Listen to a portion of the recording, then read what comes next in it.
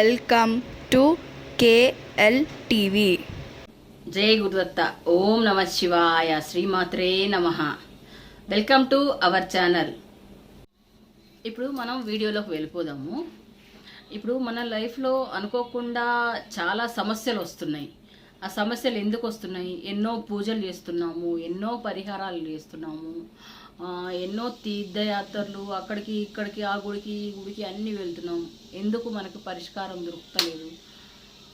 అది మనకి ఏమవుతుంది అని చెప్పేసి ఆ పరిష్కారాలు ఈ ఈ విషయాన్ని తెలుసుకోవడానికి ఈ పరిష్కారాలన్నీ ఎలా మనము చేసుకున్న పూజ కానీ మనకి ఫలితం రావాలి. ఏదైనా కానీ పూజ చేసుకున్నా, గుడికి వెళ్ళినా, ఎక్కడికి వెళ్ళినా మనకి ఆ సమస్యలన్నీ తొలగిపోయి పాజిటివ్ రిజల్ట్ రావాలన్నా, దేవుడు ఆశీర్వాదం కావాలన్నా, ఎలాంటి పరిష్కారాలు చేసుకుంటే మనకి మంచి జరుగుతుంది అని చెప్పేసి ఈ వీడియోలో మరి రాబోతున్న వీడియోలలో కూడా నేను మంచిగా వివరిస్తాను.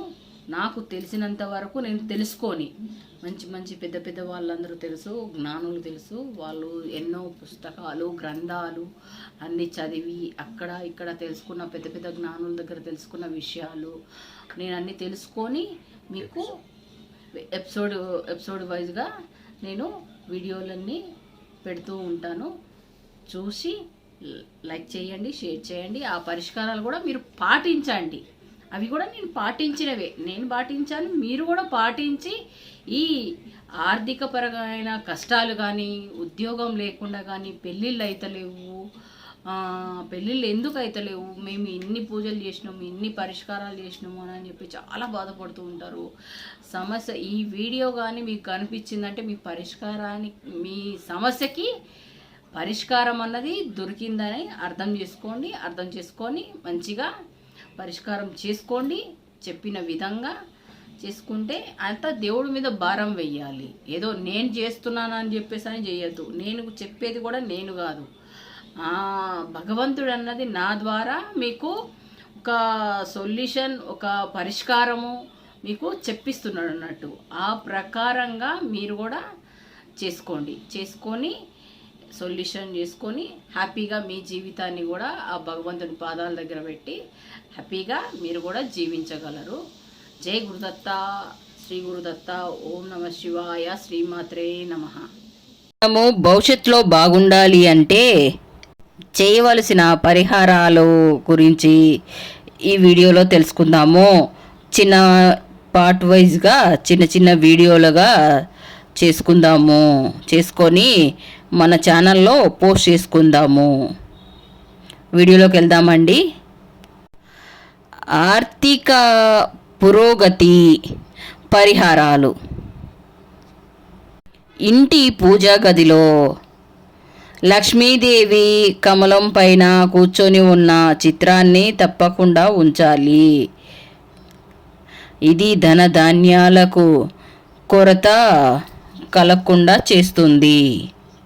తులసి మొక్కను ఈశాన్య దిశలో పెట్టి అక్కడే గంగాజలంతో పూజలు చేయాలి. ఇల్లు ఎప్పుడూ శుభ్రంగా ఉంచండి. పనికిరాని వస్తువులు విసిరివేయండి. స్టోర్ రూమ్లో పెట్టకుండా బయట విసిరివేయండి. ఉద్యోగం, అప్పుల పరిహారాల కొరకు పడక గది తలుపులు లెఫ్ట్ కార్నర్లో లోహపు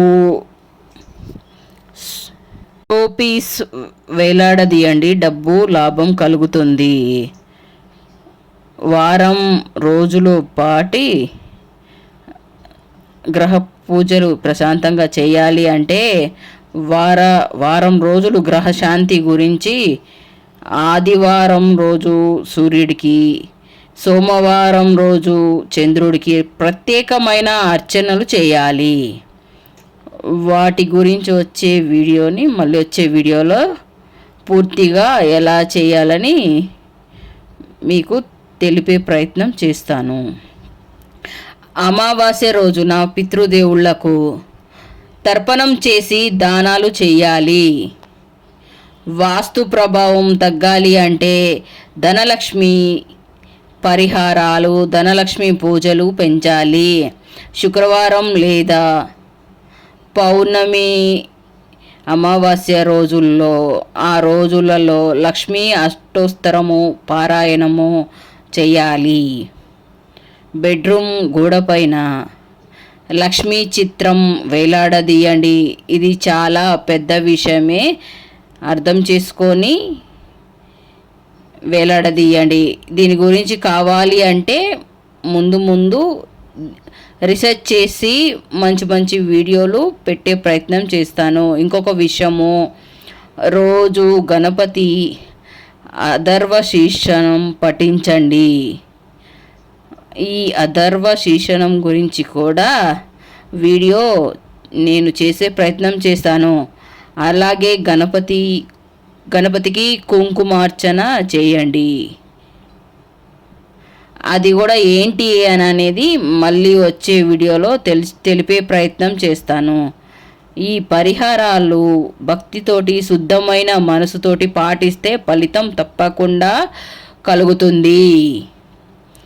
ఇది ఒక్కొక్క పరిహారము చేస్తూ మీరు ముందు ప్రయత్నం చేయండి. అన్ని పరిహారాలు చేసి ఒక్క రోజులో కుదరదు అండి.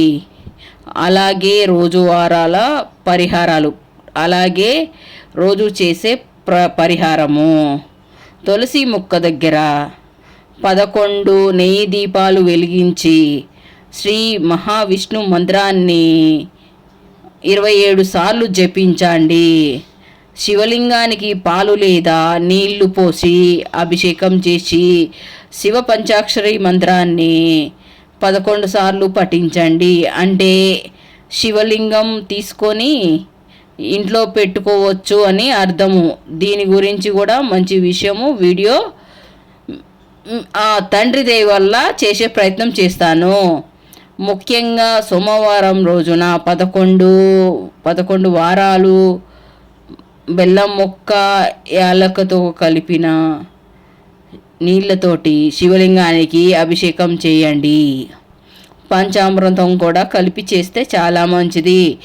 ఆదివారం ప్రత్యేక పరిహారము, రాహుకాల సాయంత్రంలో 4 నుండి 6 గంటలలో భైరవ ఆలయానికి వెళ్ళి తెల్లటి వస్త్రం పైన 27 నల్లటి మిరియాలను గింజలను మూట కట్టి ప్రమిద దీపంలో నువ్వుల నూనె పోసి పూజించండి.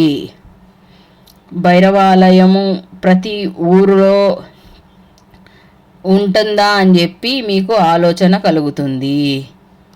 శివాలయంలో తప్పకుండా ఉంటుంది. శివాలయం లేని ఊరే ఉండదు. యాక్చువల్గా అసలైన విషయం ఏంటంటే, శివాలయం లేని ఊరిలో ఆ ఇంట్లో అన్నం కూడా తినకూడదు. ఇది శాస్త్రవచనం, ఇది పద్ధతి. అందుకే శివాలయం ప్రతి ఒక్క ఊరిలో ఉంటుంది. ఇది అర్థం చేసుకోండి. ఇతర శాస్త్రీయ చర్యలు, వృద్ధులు వికలాంగులకు అన్నదానం చేయాలి. పిల్లలకి ఆట వస్తువులు ఇవ్వండి. ఇలా 41 రోజులో పూజా క్రమము పాటించండి. ఇంకా ముందు విషయాలలో ఇంకా మంచి విషయాలు తెలుసుకుందాం. ఈ వీడియోలో ఇంతే అండి. మళ్ళీ వచ్చే వీడియోలో సూపర్గా మీకు అర్థమయ్యేలాగా ప్రతి ఒక్క పరిహారం చెప్పే రీసెర్చ్ చేసి మీకు తెలిపే ప్రయత్నం చేస్తాను. If you like this video, please like, share, subscribe. Thank you very much for watch this video.